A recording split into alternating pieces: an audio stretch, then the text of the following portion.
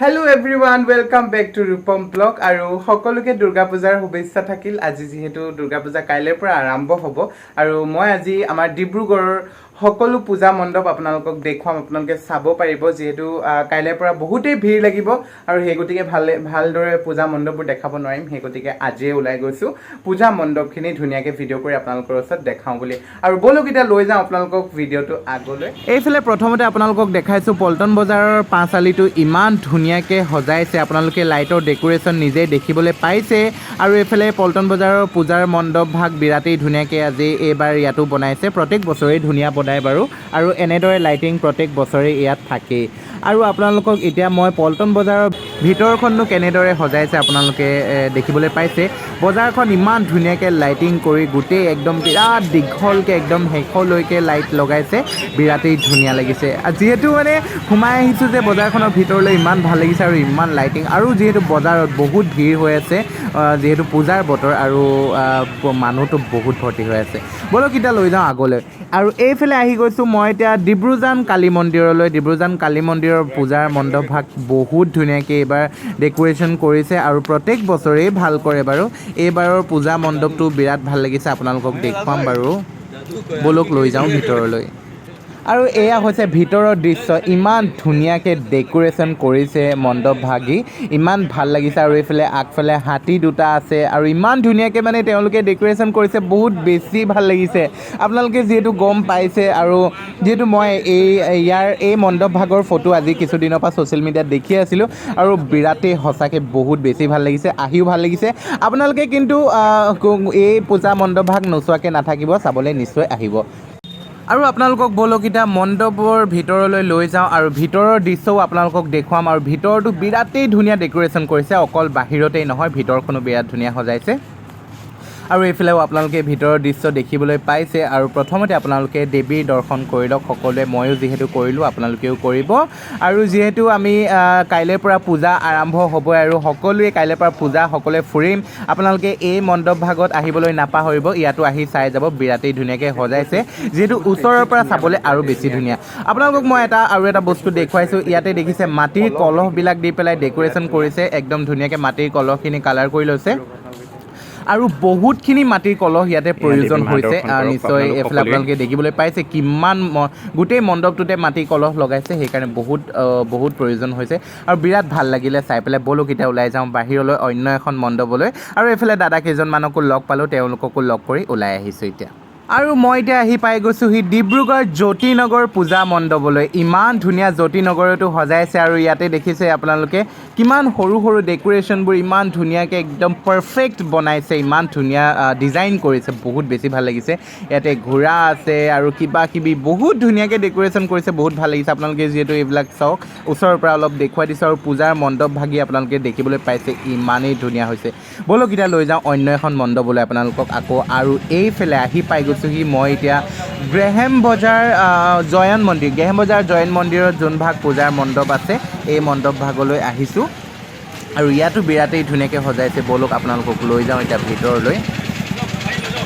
আৰু এইফালে ভিতৰৰ দৃশ্য এইফালে দেখিবলৈ পাইছে, ইমান ধুনীয়াকৈ ঘৰ বনাইছে, ঘৰৰ ভিতৰত একদম বিৰাট ধুনীয়া ডেকোৰেশ্যন দিছে আৰু ওপৰত একদম খেৰ দি পেলাই বিৰাট ধুনীয়াকৈ সুন্দৰকৈ ডেকোৰেশ্যনবোৰ কৰিছে, বিৰাট ভাল লাগিছে, একেবাৰে ইউনিক দেখিবলৈ পাইছে আপোনালোকে। প্ৰত্যেকখন মণ্ডপেই কোনো এখনেই কম নহয়, গোটেই মণ্ডপকেইখনেই ধুনীয়া লাগিছে। আৰু এইফালে দেৱী মাক ধুনীয়াকৈ তেওঁলোকে সজাই আছে আৰু এইফালে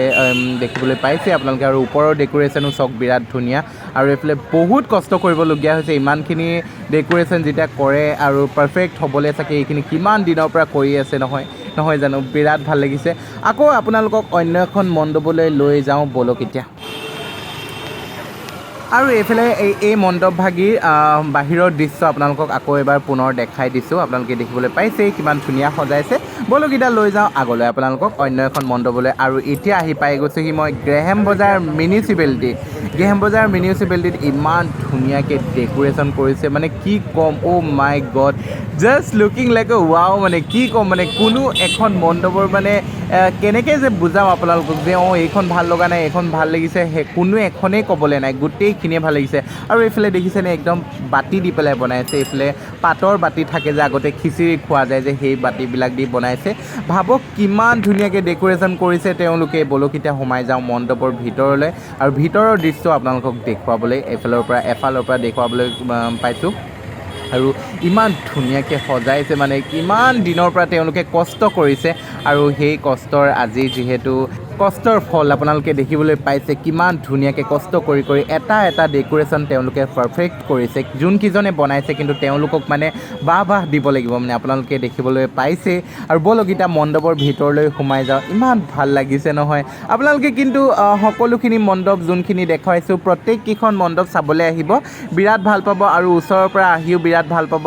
আজি যিহেতু মণ্ডপলৈ আজিও বহু মানুহ ফুৰিবলৈ আহিছে কিয়নো কাইলৈৰ পৰা বহুত ভিৰ লাগিব সেই গতিকে আজিও বহু মানুহ ফুৰিবলৈ আহিছে আৰু আকৌ এবাৰ আপোনালোকক ডেকোৰেশ্যনটো চাৰিওফালে মই দেখুৱাইছোঁ ৱালতো এইফালে দেখিবলৈ পাইছে বেৰখিনিত ইমান ধুনীয়াকৈ আৰু এইফালে দেৱী মা দেখিছে কাপোৰ এখন দি ঢাকি থৈছে কাইলৈ যিহেতু আঁতৰাব কাপোৰখন আৰু এইফালে দেৱী মাৰ মূৰ্তিও বিৰাট ধুনীয়া বলক এতিয়া লৈ যাওঁ আপোনালোকক পুনৰ আকৌ অন্য এখন মণ্ডপলৈ আৰু এইফালে আহি পাই গৈছোঁহি মই গংগাপাৰাত আপোনালোকে দেখিবলৈ পাইছে কি ধুনীয়াকৈ সজাইছে আৰু ইমান ডাঙৰ কলহ এইফালে পানীৰ কলহ দেখিবলৈ পাইছে এইটো তাকো আৰ্টিফিচিয়েল কিমান ধুনীয়া একুৰেট পাৰফেক্ট মানে বনাইছে আপোনালোকে নিজে চাওক আৰু কলহটোৰ পৰা যেনেকৈ পানী পৰি আছে আপোনালোকে দেখিবলৈ পাইছে সেইটো এটা আৰ্টিফিচিয়েল চাওকচোন ইমান ধুনীয়াকৈ একদম অৰিজিনেল পানী পৰি থকা নিচিনা লাগিছে নহয় জানো আৰু ইয়াৰ ডেকোৰেশ্যনখিনি খুব ধুনীয়াকৈ একদম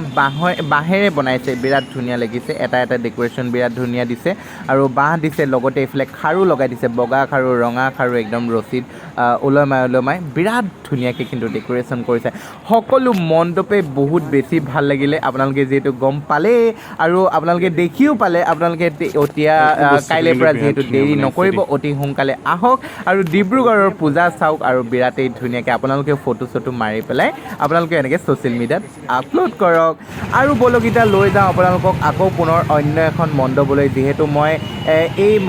মন্দিৰ ভাগি আকৌ এই মণ্ডপ ভাগি আকৌ মই আপোনালোকক বাহিৰৰ দৃশ্য এবাৰ দেখুৱাই দিলোঁ এতিয়া মই এইফালে আহি গৈছোঁ আমাৰ ডিব্ৰুগড় মাৰৱাৰী পতিটো বিৰাটেই ধুনীয়া ডেকোৰেশ্যন কৰিছে আপোনালোকে এইফালেও চাওকচোন ইমান ধুনীয়াকৈ